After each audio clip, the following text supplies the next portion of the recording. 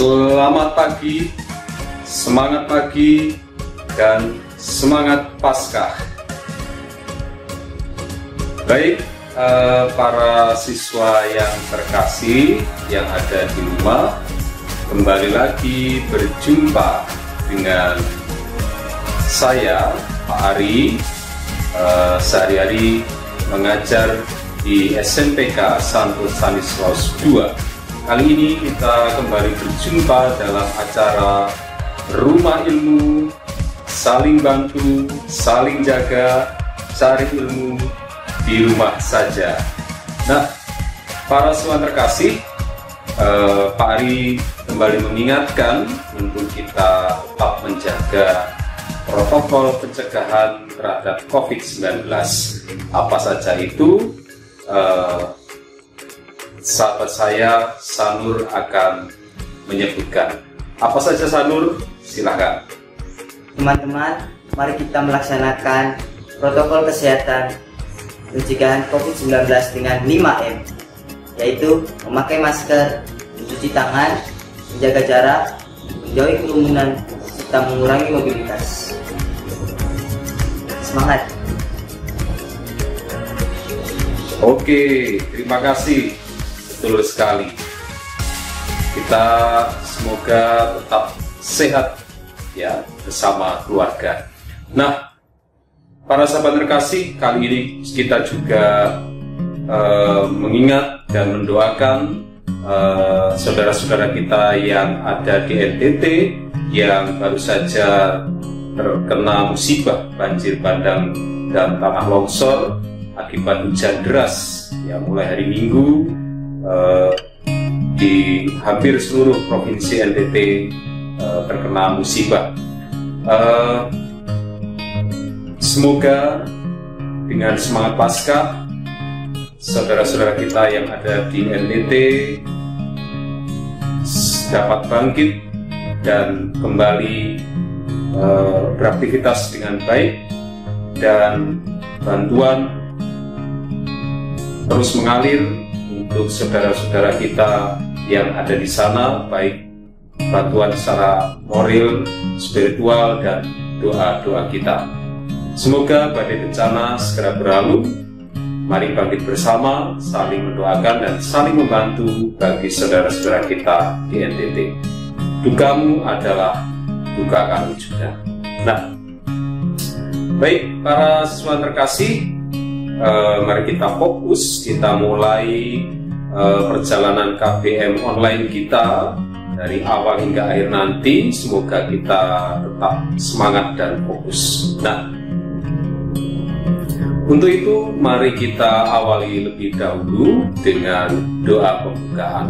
Mari kita mengambil sikap doa yang baik. Selamat pagi. Mari kita awali kegiatan KBM ini dengan doa. Dan Bapa, Putra, dan Roh Kudus. Amin. Allah Bapa yang Maha Baik dan penuh kasihan, kami bersyukur kepadamu karena Putramu menganugerahkan Roh Kudus bagi kami, sehingga melalui Roh Kudus Engkau senantiasa akan menyertai kami. Ya Roh Kudus, hadirlah di sini, penuhilah hati kami dengan roh kasih-Mu. Bimbinglah kami sehingga dapat memahami makna kehadiran-Mu dan juga peran dalam sakramen Krisma yang akan kami pelajari hari ini. Secara khusus kami juga berdoa bagi saudara-saudara kami di NTT yang sedang mengalami musibah. Semoga berkat Tuhan ulur kasih-Mu, musibah tersebut dapat segera diatasi, sehingga saudara-saudara kami dapat kembali beraktivitas kembali. Kemuliaan kepada Bapa dan Putra dan Roh Kudus, seperti pada permulaan, sekarang, selalu, dan sepanjang segala abad. Amin. Santo dan Santas, pelindung kami, doakanlah kami. Amin. Dan Bapa, Putra, dan Roh Kudus. Amin. Nah,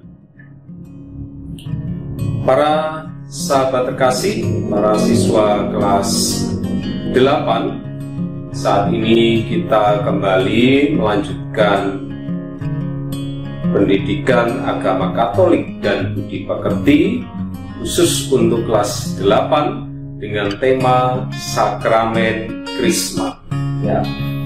Nah, mari kita lihat ada beberapa hal yang harus kita cermati bersama, yaitu kompetensi dasar yang akan kita capai.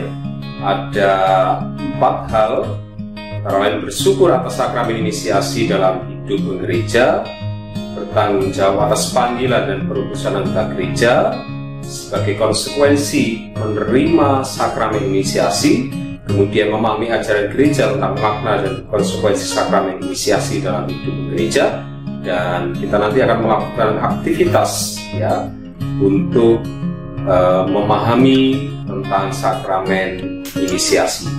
Nah, sedangkan untuk indikatornya antara lain kita diajak untuk mengidentifikasi ciri-ciri orang yang sudah dianggap dewasa, kemudian menemukan syarat-syarat untuk mendapatkan sakramen krisma atau penguatan, menjelaskan lambang-lambang dalam perayaan sakramen penguatan, dan yang terakhir adalah menjelaskan rahmat dari sakramen penguatan. Para siswa yang terkasih, tentunya dalam proses hidup itu ada perjalanannya, ya, dari lahir, kemudian dewasa dan tua. Nah, kira-kira apa sih ciri orang yang sudah dianggap dewasa?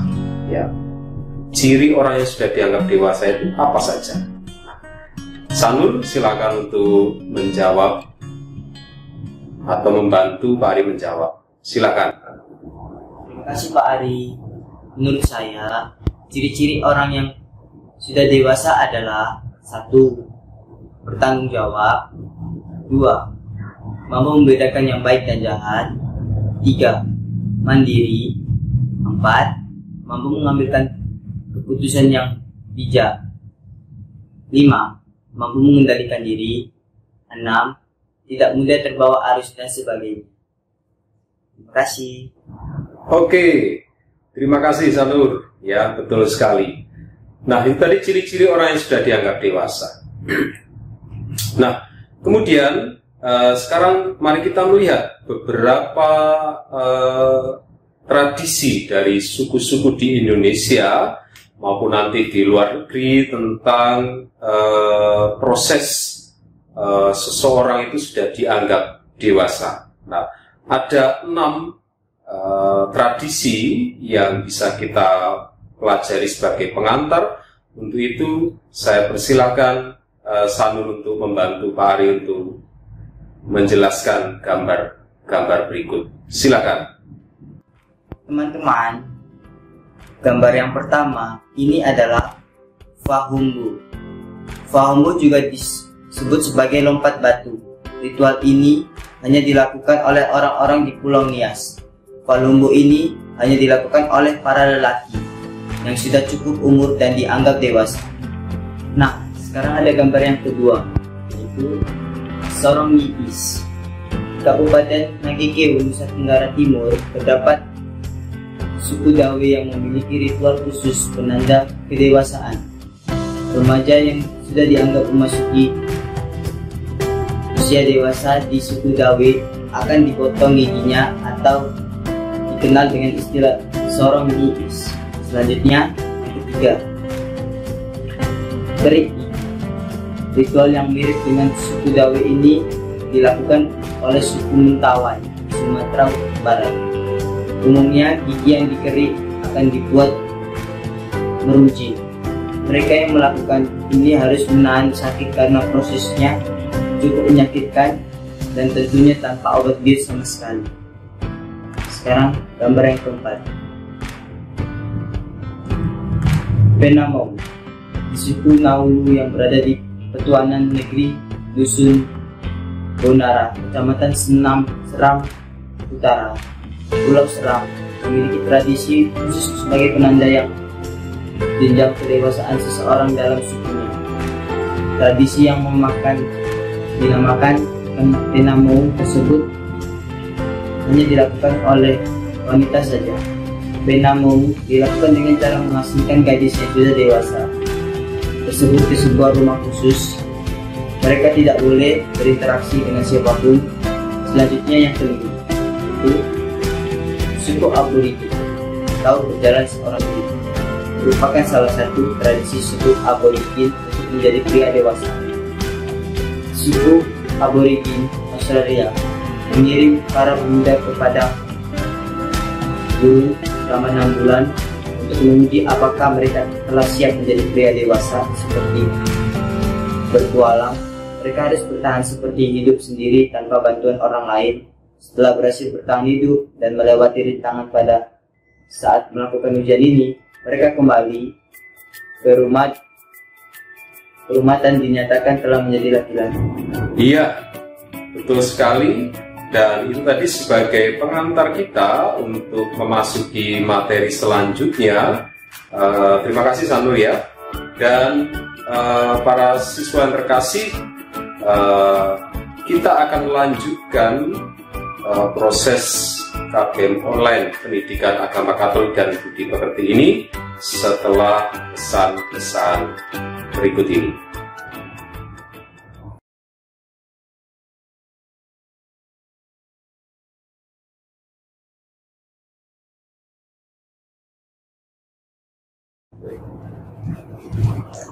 Berjumpa lagi dengan Pak Ari dalam acara Rumah Ilmu, saling bantu, saling jaga, cari ilmu di rumah saja. Nah, para siswa terkasih yang ada di rumah, kita lanjutkan di sesi yang kedua ini dalam Pendidikan Agama Katolik dan Budi Pekerti kelas 8. Nah, tadi sudah kita lihat bersama sebagai pengantar. Nah, mari sekarang kita masuk ke dalam materi sakramen Krisma. Ya. Para siswa terkasih, sakramen Krisma atau penguatan adalah sakramen kedewasaan atau pemantapan. Dengan menerima sakramen ini, maka orang dianggap sudah dewasa dalam iman. Nah, para siswa terkasih, sakramen penguatan adalah sakramen yang memberi karunia Roh Kudus supaya mengakarkan kita lebih kuat dalam persekutuan dengan anak-anak Allah. Apa yang sudah diperoleh dalam sakramen baptis diperkuat lagi dalam sakramen Krisma. Juga menggabungkan kita lebih erat dengan Kristus, memperkuat hubungan kita dengan gereja, membuat kita mengambil bagian yang lebih banyak dalam karya perutusannya, dan membantu kita supaya memberi kesaksian iman Kristen dengan perkataan dan perbuatan. Ini disampaikan dalam Katekismus Gereja Katolik 1316. Nah, para siswa terkasih, syarat bagi seseorang agar dapat menerima sakramen penguatan adalah yang pertama, sudah menerima sakramen baptis dan sakramen Ekaristi, kemudian sudah berusia minimal 12 tahun ke atas atau usia SMP, kemudian mengikuti pelajaran agama persiapan kurang lebih 1 tahun ya. Nah, dalam sakramen Krisma atau penguatan, ritus pokok adalah pengurapan minyak suci atau minyak Krisma yang diberikan oleh uskup dan yang dilaksanakan dengan penumpangan tangan oleh petugas gereja atau yaitu uskup dan wakilnya. Nah, para saudara terkasih, rahmat dari sakramen penguatan atau Krisma adalah pencurahan Roh Kudus yang memberikan kekuatan dalam memberikan kesaksian iman, dan kita dijadikan berani untuk mewartakan kabar gembira di tengah dunia. Sakramen ini diterimakan 1 kali seumur hidup. Ya, untuk menerima penguatan orang harus berada dalam suasana rahmat. Karena itu kita diimbau supaya sebelum menerima sakramen Krisma ini harus terlebih dahulu menerima sakramen tobat atau pengampunan dosa. Ya, sehingga kita nanti sudah dibersihkan ya sebelum menerima anugerah Allah yaitu Roh Kudus. Di samping itu, doa yang intensif juga akan mempersiapkan kita untuk menerima kekuatan dan rahmat Roh Kudus dengan kerelaan batin. Ini diperkuat dalam Katekismus Gereja Katolik artikel 1310. Nah, Para sahabat terkasih, makna dari sakramen Krisma atau penguatan adalah menjadikan kita sungguh sebagai anak Allah, menyatukan kita lebih teguh dengan Kristus, menambah karunia Roh Kudus, mengikat kita lebih sempurna dengan gereja. Sakramen penguatan menyebabkan curahan Roh Kudus dalam kelimpahan seperti yang pernah dialami oleh para rasul dalam hari Pentakosta, ya, turunnya Roh Kudus atas para rasul, sehingga lebih berani mengakui nama Kristus atau bersaksi. Para saudara terkasih, orang yang telah menerima sakramen penguatan itu memiliki tugas sebagai konsekuensinya, ya, yaitu bertanggung jawab menjadi saksi Kristus baik dalam gereja sendiri, dalam keluarga, di sekolah, di manapun mereka berada, ya, di lingkungan masyarakat secara lebih luas. Nah, di gereja awal, pemberi sakramen penguatan adalah uskup. Di gereja timur, biasanya imam yang membaptis juga langsung memberi penguatan, namun dengan minyak krisma yang telah diberkati oleh uskup, yang melambangkan kesatuan apostolik yang ditentukan oleh sakramen tersebut. Ini disampaikan dalam Katekismus Gereja Katolik 1312. Kemudian di gereja barat atau Ritus Latin, biasanya uskuplah yang memberikan sakramen penguatan. Uskup selaku penerus rasul sangat pantas untuk memberikan penguatan sesuai dengan makna sakramen tersebut, yaitu meneguhkan ikatan orang yang menerimanya dengan gereja, dengan asal-usul apostolik gereja, dan dengan misinya untuk mewartakan Kristus. Namun demikian, jika ada alasan-alasan khusus, uskup dapat memberikan wewenang kepada para imam untuk memberikan sakramen penguatan. Ini disampaikan dalam Katekismus Gereja Katolik 1313. Nah, untuk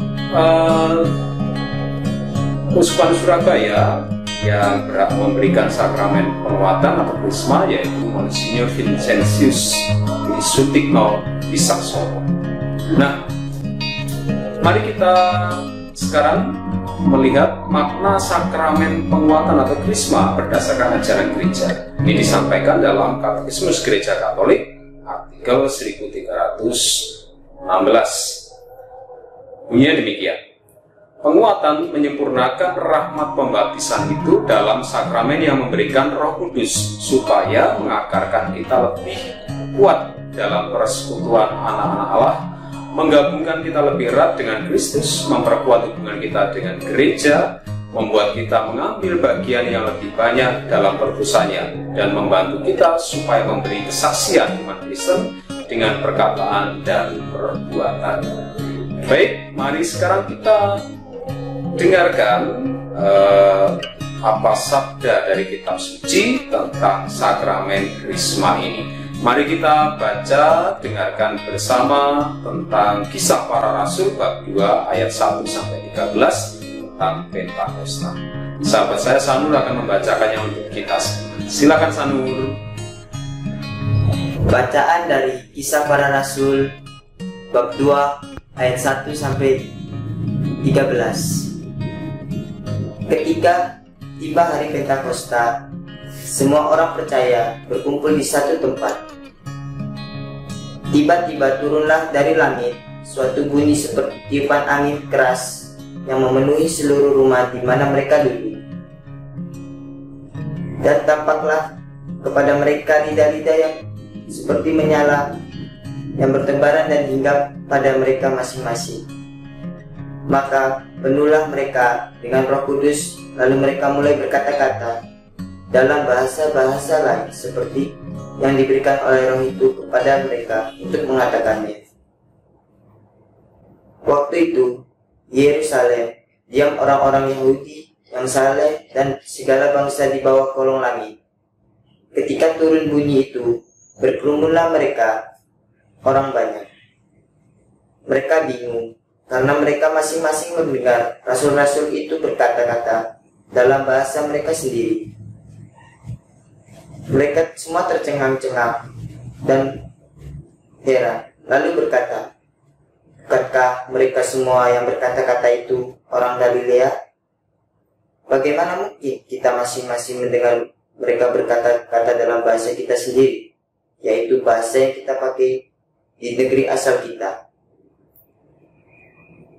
Kita orang Partia, Media, Elam, penduduk Mesopotamia, Yudea, dan Kapadokia, Pontus dan Asia, Frigia dan Pamfilia, Mesir, dan daerah-daerah Libya yang berdekatan dengan Kirene. Pendatang-pendatang dari Roma, baik Yahudi maupun penganut agama Yahudi, orang Kreta dan orang Arab, kita mendengar mereka berkata-kata dalam bahasa kita sendiri tentang perbuatan-perbuatan besar yang dilakukan Allah. Mereka semua tercengang-cengang dan sangat termangu-mangu sambil berkata seorang kepada yang lain, apakah mereka ini? Apakah artinya ini?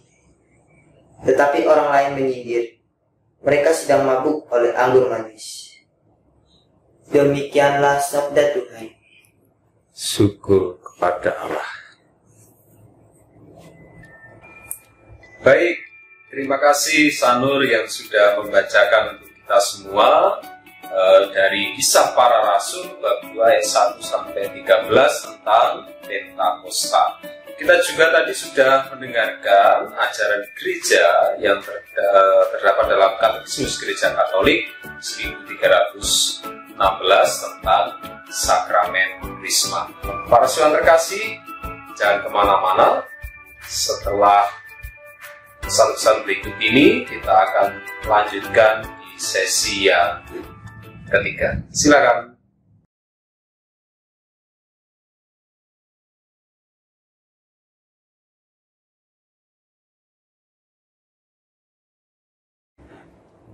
Berjumpa lagi dalam acara Rumah Ilmu, saling bantu, saling jaga, cari ilmu di rumah saja.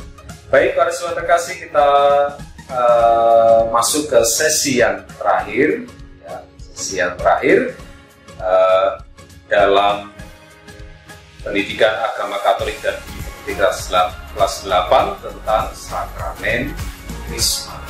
Nah, setelah kita mendengarkan materi di sesi pertama dan kedua, maka Pak Ari akan menyampaikan beberapa peneguhan. Yang pertama, sakramen penguatan atau krisma adalah sakramen kedewasaan iman. Menerima sakramen ini, maka kita dianggap sudah dewasa dalam hal iman. Yang kedua, sakramen penguatan adalah sakramen yang memberi karunia Roh Kudus supaya menyatukan, mengantarkan kita lebih kuat dalam persekutuan dengan anak-anak Allah. Yang ketiga, orang yang telah menerima sakramen penguatan itu memiliki tugas, yaitu bertanggung jawab menjadi saksi-saksi Kristus, baik dalam gereja, dalam keluarga, sekolah, di lingkungan masyarakat, dan dimanapun mereka berada, ya, termasuk di sosial media. Mari menjadi saksi Kristus melalui status-status sosial media kita yang baik dan positif.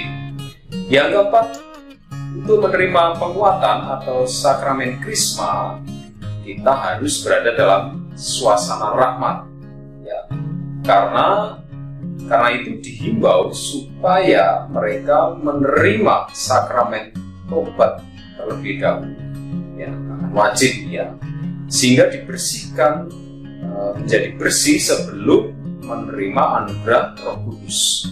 Di samping itu, doa yang intensif juga akan mempersiapkan kita untuk menerima kekuatan dan rahmat Roh Kudus dalam kerelaan hati. Itu adalah Katekismus Gereja Katolik 1310. Nah, para siswa yang terkasih, mari sekarang kita ambil sikap yang baik, kita refleksikan materi kita pada hari ini tentang sakramen krisma. Para siswa terkasih, kita telah mempelajari tentang sakramen penguatan atau sakramen krisma. Kita juga telah memahami bahwa sakramen penguatan memberikan karunia Roh Kudus kepada kita. Mari sekarang kita renungkan dalam hati kita.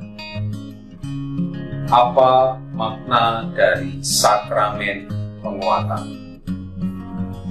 Apa saja syarat untuk menerima sakramen penguatan? Apa saja buah-buah dari sakramen penguatan yang sudah saya terima? Dan yang terakhir, konsekuensi apa yang harus kita lakukan setelah menerima sakramen penguatan? Mari kita refleksikan dalam hati kita masing-masing. Nah, para sahabat terkasih, para siswa yang ada di rumah, Pak Ari punya sedikit tugas sebagai oleh-oleh untuk materi sakramen Krisma ini, ya, nanti bisa dikerjakan dan diberikan kepada Bapak Ibu guru masing-masing. Baik, yang pertama, apa saja ciri-ciri orang yang sudah dewasa? Yang kedua, sebutkan syarat untuk menerima sakramen penguatan atau Krisma. Yang ketiga, sebutkan lambang-lambang dalam sakramen penguatan atau sakramen Krisma. Yang terakhir, jelaskan rahmat dari sakramen penguatan atau sakramen Krisma. Itu beberapa tugas yang bisa kita kerjakan secara mandiri di rumah. Nah, para sahabat terkasih, kita sudah selesai KBM online kelas 8 Pendidikan Agama Katolik dan Budi Pekerti. Mari kita akhiri dengan doa penutup dan mari kita ambil sikap doa yang baik. Marilah kita. Teman-teman, mari kita akhiri kegiatan belajar hari ini dengan doa penutup. Dalam nama Bapa, Putra, dan Roh Kudus. Amin. Allah Bapa yang Maha Kudus, kami bersyukur kepadamu karena Roh Kudus yang telah Kau curahkan ke dalam hati kami. Kehadirannya dalam hati kami telah membuat kami menjadi baik kehadiran-Mu sendiri. Dan bersama Dia pula kami telah Kau lahirkan kembali menjadi anak-anak-Mu. Dialah penghibur dan penolong yang Kau utus dalam nama Kristus. Dialah Roh kebenaran yang memimpin kami kepada seluruh kebenaran. Semoga Dia mengajarkan segala sesuatu kepada kami dan mengingatkan kami akan firman yang telah dikatakan oleh Yesus, agar kami selalu dituntun oleh firman-Nya. Melalui Roh Kudus-Mu ini, sudilah Kau membimbing gereja-Mu, para pemimpin dan pembantu-pembantunya, dan berilah mereka kebijaksanaan yang sejati.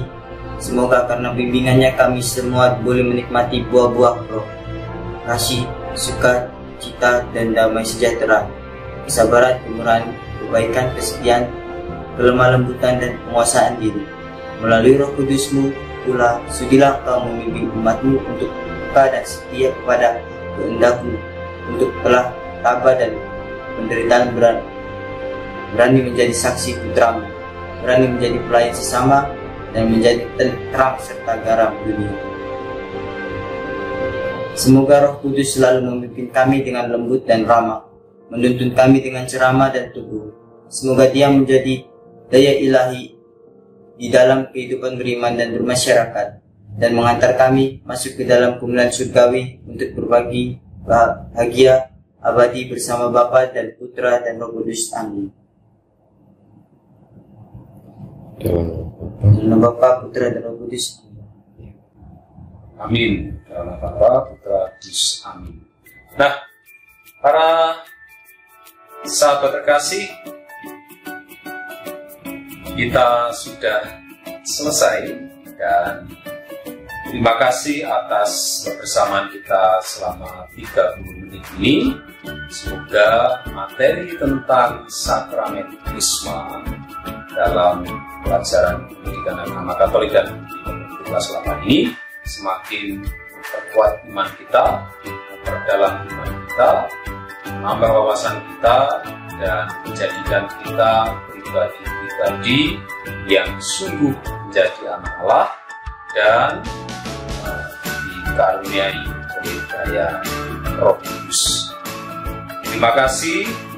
salam hormat keluarga, tetap semangat dalam belajar, tetap sehat, dan Tuhan memberkati. Amin. Terima kasih. Dadah.